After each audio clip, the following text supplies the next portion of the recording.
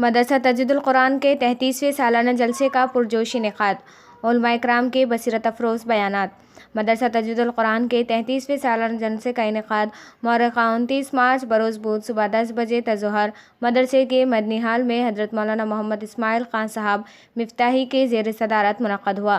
خصوصی مقرر کی حیثیت سے حضرت مولانا مفتی معز الدین صاحب فاروق ندوی نے شرکت کی۔ مدرسے کے بانی و ناظم حضرت مولانا قاری محمد اسعد سمدی صاحب نے جلسے میں مدعو علماء کرام کا پرتپاک خیر مقدم کیا۔ اس موقع پر سرپرست مدرسہ الحاج عبدالصمد صاحب، صدر مدرس الحاج محمد نعیم صاحب بھی موجود تھے۔ جلسے میں طلباء، اولیاء طلباء، شہر کے ذی اثر افراد نے بڑی تعداد میں شرکت کی۔ حضرت مولانا عبدالوہاب صاحب بیتی، مولانا عبدالحمید خان صاحب قاسمی، حافظ عبدالعزیز صاحب قاسمی، مولانا محمد عثمان فیصل قاسمی، مولانا سعد عبداللہ ندوی، مولانا عبدالوحید صاحب کے ایمان افروز بیانات سے حاضرین نے استفادہ کیا۔ تکمیل حفظ قرآن کرنے والے خوش نصیب مفاز اکرام کو ہدیہ تہنیت پیش کیا گیا۔ ناظم جلسے کی حیثیت سے مفتی محمد بلال ندوی نے بحسن و خوبی سے جلسے کی نظامت کی۔ بعد ازاں دعا پر جلسے کا اختتام عمل میں آیا۔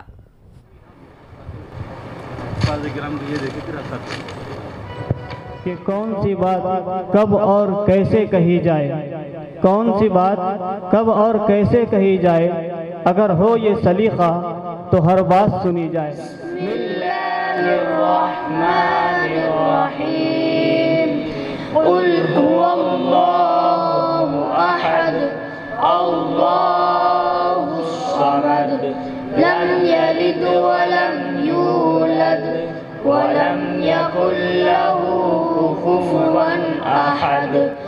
رمضان مبارک کا مہینہ، اس کا احترام آج ہی سے مطلب کر لے۔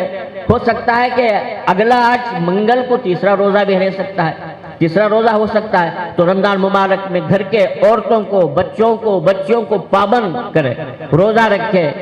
بازاروں کی زینت بننے سے زیادہ ترجیح اس بات کو دے، ہر بچے کو پابند کرے کہ 2 قرآن تمہارے ہونا، بچی کو کہے بیٹے تیرے 3 قرآن ہونا۔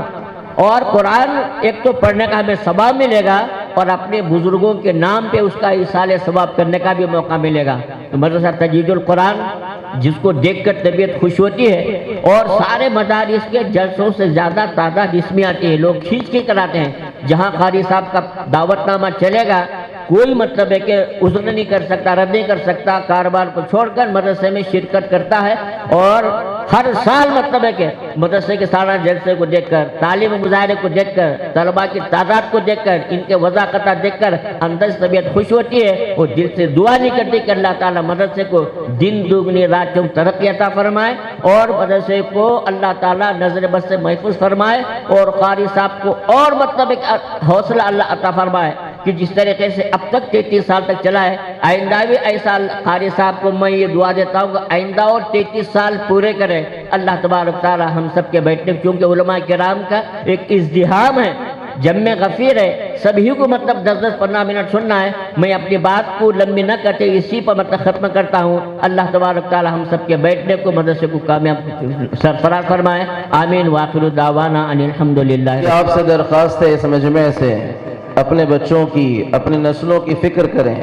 ان کو 8 گھنٹے آپ کالج اسکول دے رہے ہیں، تو 1-2 گھنٹے ان کے مدرسے اور مکتب میں دیں، اور گھروں کے اندر مکتب کی اور مدرسے کی تعلیم پر بھی مطمئن نہ ہو، بلکہ گھروں کے اندر اپنے بچوں کے ایمان اور اسلام کی حفاظت کا انتظام کریں۔ بچوں پر ماں باپ جتنے اثر انداز ہو سکتے ہیں، اتنا کوئی اور اثر انداز نہیں ہو سکتا۔ ماں باپ ان کے ایمان اور دین کی فکر کریں گے تو یہ بچے چاہے کسی ماحول میں جائیں وہ اقبال بن کے آئیں گے۔ چلو بات یاد آئی ہے، سنا دوں۔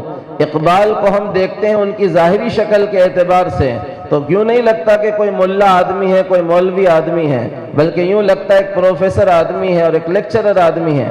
لیکن باپ کی تربیت تھی اور ماں کی تربیت تھی، جس نے کیمبرج اور لندن کے خراب ماحول میں اور انتہائی خراب ماحول میں بھی، اور انتہائی بدبودار ماحول میں بھی، اور گندے ماحول میں بھی اقبال کی خودی کو اور اقبال کے ایمان و یقین کو محفوظ رکھا تھا۔ اقبال خود کہتے ہیں اپنی تربیت کا واقعہ، کہنے لگے میرے والد مجھے فجر سے پہلے اٹھایا کرتے تھے اور کہتے تھے بیٹا یہ وقت ہے قرآن الفجر کا، قرآن کے پڑھنے کا، تم بھی پڑھو ہم بھی پڑھتے ہیں۔ باپ فکر کرے گا تو بچے بھی ویسے ہوں گے، ماں باپ ہی کی فکر نہیں ہے تو بچوں میں کہاں سے دینداری آئے گی؟ جگر مراد آبادی نے کہا تھا نا کہ حق کے خاطر جو جیتے ہیں مرنے سے کہیں ڈرتے ہیں جگر، حق کے خاطر جو جیتے ہیں مرنے سے کہیں ڈرتے ہیں جگر، جب وقت شہادت آتا ہے دل سینوں میں رقصاں ہوتے ہیں۔